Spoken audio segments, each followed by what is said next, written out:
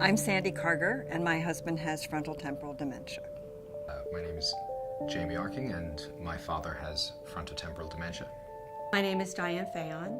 My husband Bill has frontotemporal degeneration, or FTD. FTD is not uncommon. It is the second most common neurodegenerative condition, and among individuals with a younger age of onset, it is as common as Alzheimer's disease. FTD presents in two different ways. One way is as a disorder of behavior and personality, and a second is as a disorder of communication, something that we call aphasia, where there's a problem with speech and language. At the Penn FTD Center, we have a compassionate, multidisciplinary team working towards finding a diagnosis, a treatment, and a cure for this debilitating disease. Bill was diagnosed in November of 2009, but of course we knew something was wrong 2 to 3 years at least before that. We used to take 3-mile walks every day, and he became obsessed with any dogs he would see along our route or little children. He would act silly, almost childlike himself. He would talk to strangers, and it was out of the ordinary for him to be overly friendly in that way. So that was one of the first memories I have of knowing something's wrong. He was a high school science teacher. And finally, in March of 2009, I got a voicemail at work from his boss and said, "Can you come in and talk to me?" And I just knew that finally things were going to shift. So the first thing was to get him to go to our GP, who he saw Bill. He gave him a physical, he asked him questions, and he said, "Bill, nothing is wrong with you. Just go home and listen to your wife." I was furious and so anxious. I went to the nurse of the school, and she actually offered to help me find a good neurologist. And the neurologist said, "I don't know what's wrong with him." So this is crushing again. There's no answer. So we finally got to the Penn FTD Center and saw Dr. Grossman, and he diagnosed him with FTD. And I have to say, I laughed out loud. I was so relieved that it finally had a name. Many patients who come to the FTD Center have seen several doctors before and have had many tests, and this is because part of the definition of this disease is a progression or change over time, and it can be very frustrating for patients early in the disease course where a spouse or family member may notice the patient's just not themselves, but there needs time for the disease to progress and manifest before it can be clinically detected. When a patient first comes to the FTD Center, we obtain a complete medical history along with a physical and neurological examination. We use paper and pencil and computerized tests to evaluate cognitive abilities. We also use questionnaires and caregiver interviews to assess behavioral problems that are common in FTD. My husband was officially diagnosed with FTD, I'd say about 8 years ago. The thing that impressed me so much was that in the first initial interview, Dr. Grossman spent, I think, probably an hour and a half or more talking with Bob. I had MRIs. He didn't look at the MRI initially. He did the interview, did his test, cognitive testing. The very end, he said, "I think I know what this is. Let me see the MRI." He put the MRI up, was right there. I was like a deer in the headlights. At that point, I was told, get your affairs in order. We can't tell you what this is going to look like. I can give you sort of a ballpark explanation of what you might go through. So it was very, very frightening. And then it was very sad. It was extremely sad to think that this man was losing before my eyes very gradually who he is, who he was.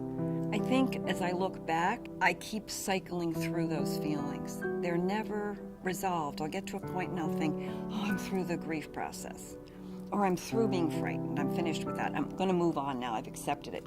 It doesn't happen because the loss is incremental. And as you go through each loss, you sort of automatically revisit all of those feelings all over again. It's changed our lives in terms of what I think about the future. I have found myself becoming much more centered on one day at a time. And it's changed the freedom of, say, as the caregiver, my thinking and what I can do, and what I thought when I retired we would both do together. The other thing that has changed is certainly our inability to travel on big trips. I try to keep things extremely structured because things work better that way, but I have to be careful planning things. You know, how much can we do in a day? Or how much can he do in a day? I think the biggest challenge for FTD treatment is getting the support and resources to caregivers. The brunt of this disease falls solely on those closest to the individual with the disease, unfortunately, and it is very difficult to navigate the healthcare system and obtain the types of resources to give structure to a patient's day-to-day life and to help a caregiver keep a patient safe and cognitively stimulated. I think the FTD Center was the key in helping me move forward. The medical information that I received, that was one piece. The clinical aspect of this, the education, the conferences. So in the Penn FTD Center, we spend a lot of time talking to patients and families about their symptoms, treatment, and prognosis. And I think that this allows the patient and the family to have the knowledge to be able to make informed decisions about their care. One of the ways that we educate caregivers on a larger scale is through our annual caregiver conference. So some of the topics include basic science information. We talk about new research findings. We talk about things like new diagnostic technologies. Most importantly, I think for the caregivers, this is an opportunity to meet other caregivers, to share stories about the caregiving experience. If I look back to that first conference I went to 8-9 years ago, compared with the last conference last summer, there's a world of difference in the knowledge. That's not happening everywhere. We are just so lucky that it's here. FTD is inherited in about 20% of cases, so you can imagine that families are often concerned about the risk for their children. If there is a concern for an inherited form of FTD, we have a genetic counselor who can talk to the family about options for genetic testing. My father was diagnosed with FTD in June of 2013. So Penn offers genetic testing for this disease. And after my father's diagnosis, I needed to know whether or not I had the same mutation as my father. The process through Penn was quite easy. You meet with a genetic counselor. She explains that just because you have the mutation does not mean that you are definitely going to come down with FTD. Are you sure you want to know? Because this is, once you know, you cannot take back that information. My blood was drawn, and you're sent home, and you come back, I think a month later, and you go in, and you sit down with the genetic counselor again. She told me that, yes, I have the same mutation that my father has. While I thought that it would not be a problem to know it,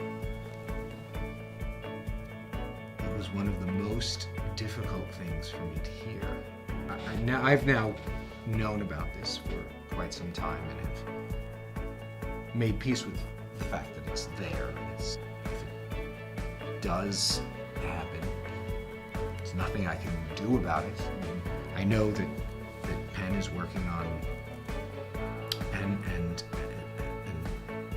is working on research to try and abate the disease, stop progression. And we're always on the edge of some kind of breakthrough. Main reasons that I wanted to learn for myself is because I wanted to jump in on any clinical trials that Penn has going on. I want to make sure that I avail myself to those clinical trials so that, one, selfishly, I can be a part of something that is hopefully innovative and curative, and also to help, to do my part to help with the general knowledge base of what's going on with FTD, and Penn is an important part in that growth of knowledge towards the hopefully an FTD cure. Even though for my husband and a lot of the people that I know that are in my group, the cure is probably not going to be there in time. Someday it will be. And just knowing that, it's really hard for me to describe the hope and the comfort that comes from knowing that this gigantic body, this pool of people from all sorts of disciplines are working so hard on this effort. We are pursuing different methods for identifying biomarkers of disease. This includes using different imaging methods like MRI imaging and PET imaging, and doing different types of genetic testing, different biofluid biomarkers that include cerebrospinal fluid and blood. And we're interested in relating all of these to the proteins that are causing an individual's disease. About 85% of patients seen in the FTD Center choose to participate in the research program, and of those, about 40% of them choose to participate in the brain donation program. This is a very valuable donation because it allows us to determine the gold standard of what was causing the individual's disease, so that we can retrospectively use that data to design better treatments to help the next generation of patients. Dr. Grossman and the entire FTD, his entire team, has been a resource of knowledge and comfort for me and for my family as we battle this disease. In the support group that I lead, I can tell you countless stories of people who've either moved loved ones here, who have been cared for in other places, or people that just haven't ventured to Penn. People are medicated, they're getting the wrong medication. It's a world of difference.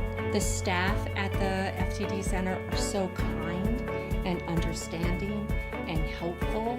I feel like I can call them at any moment with questions, and I have, and they've helped me maneuver and navigate this uncharted territory, and I'm just grateful that they're there. It's a lifeline.